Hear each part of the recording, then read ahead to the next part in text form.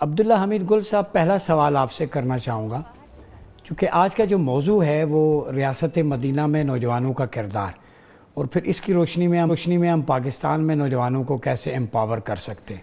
تو اگر اسلام کا ابتدائی دور دیکھیں، ریاست مدینہ کی جب تشکیل ہوئی تو آپ صلی اللہ علیہ وسلم نے مختلف فرنٹس پہ سبجیکٹ اسپیشلسٹ کو اپوائنٹ کیا۔ اسامہ بن زید کی بات ہے، سارے ینگسٹرز تھے، تو جو ان کی انر کوالٹیز تھیں ان کو پالش کر کے اس میدان کا شاہ سوار بنا دیا۔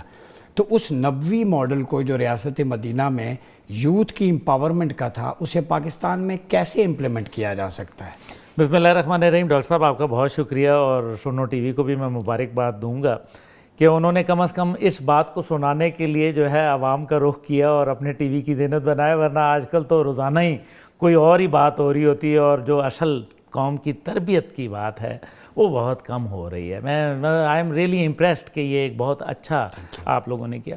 دیکھیں، حضور پاک صلی اللہ علیہ وسلم نے جو ایک تو ہم ریاست مدینہ کی بات کرتے ہیں، مدینہ تو شہر ہوتا ہے، اور عربی میں مدینہ تو اسلام آباد ہے، مدینہ تو لاہور، فیصل آباد، کراچی، یہ سارے مدینہ ہی ہیں۔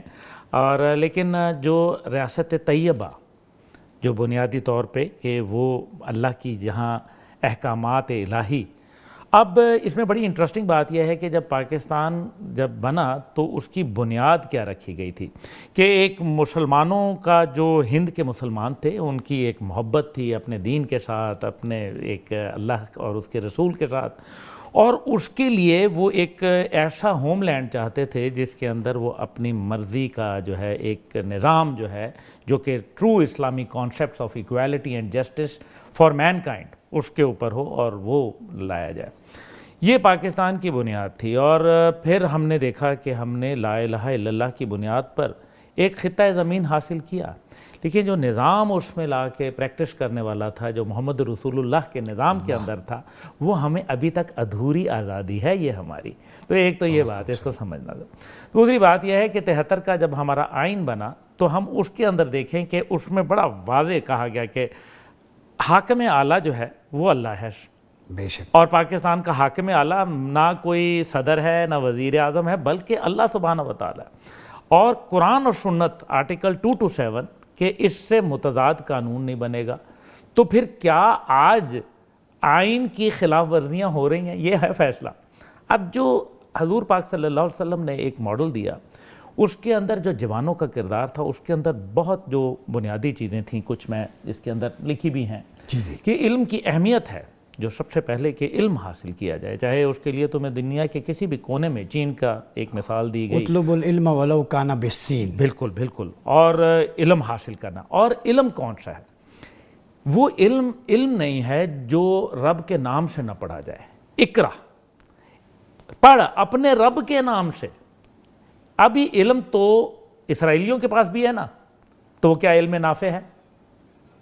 تو نفع والا علم جو انسانیت، میں سمجھتا ہوں کنسٹرکٹیو نالج ہو، ڈسٹرکٹیو نہ ہو۔ ڈسٹرکٹیو نالج نالج تو دیکھیں نا، ایول جینیس بھی لوگ کہتے ہیں نا، ایسا بھی ہوتے ہیں، ایول جینیس بھی ہوتے ہیں۔ اس کے بعد جو ہے وہ اخلاقی اور روحانی تربیت کی بات ہے کہ جو ہمارے کردار سازی پہ 40 سال نبی پاک صلی اللہ علیہ وسلم، 23 سال جو تھے وہ ان کے پھر دین کی اشاعت اور اس میں جہاد میں اور دیگر چیزوں میں گزرے، لیکن 40 سال جو ہے وہ 2 لفظ کمانے میں لگ گئے، اور وہ تھا صادق اور امین بننا۔ کہ وہ جو لوگ جو آپ کے شدید مخالفت میں تھے، وہ بھی یہ نہیں کہتے تھے کہ آپ کی صداقت اور امانت پہ کوئی شک نہیں تھا۔ تو یہ ایک میرے خیال میں جو علم کی روشنی اور اس کو حاصل کرنا، اور پھر اس علم کو لوگوں کے لیے، انسانیت کے لیے نفع بخش کرنا۔ ڈاکٹر صاحب، سب سے بڑی بات یہ ہے، جانور اور انسان میں ایک بہت بڑا فرق ہے۔ جانور بھی جو ہے وہ پیدا ہوتا ہے، شکار کرتا ہے، اور ایک دن خود شکار ہو جاتا ہے اور اپنی نسل کی افزائش کرتا ہے۔ صحیح۔ انسان جو ہوتا ہے وہ اپنا علم چھوڑ کے جاتا ہے۔ آج جس ٹی وی اور جس کیمرے کے ذریعے ہم لوگوں سے مخاطب ہیں، یہ کسی نے علم کے ذریعے حاصل کیا۔ یہ لوگوں کو انہوں نے یہ جو موبائل فون ہے یا یہ جو گاڑیاں ہیں یا ہاسپٹل کا بہترین ایکوپمنٹ ہے، یہ سارا علم کی بنیاد کے اوپر ہے۔ تو علم کے حصول کے لیے جو ہے وہ جد و جہد، اور پھر جب طیبہ کی ریاست معرض وجود میں آ گئی اور فتح مکہ ہوا تو کہا کہ کفار کو کہا کہ ہمارے بچوں کو تعلیم دو، تو کیا وہ قرآن کی تعلیم دے رہے تھے؟ تو وہ قرآن کی نہیں عصری تعلیم جو ہے وہ بڑا ضروری ہے. پھر جو اس کے اندر سماجی بیداری جو ہے وہ بہت ضروری ہے, سماجی اور معاشرتی جو ہمیں احساس ہونا چاہیے, جو لوگوں کے لیے ہمیں کام کرنا ہے, کچھ رسپانسبلٹیز ایز اے سٹیزن.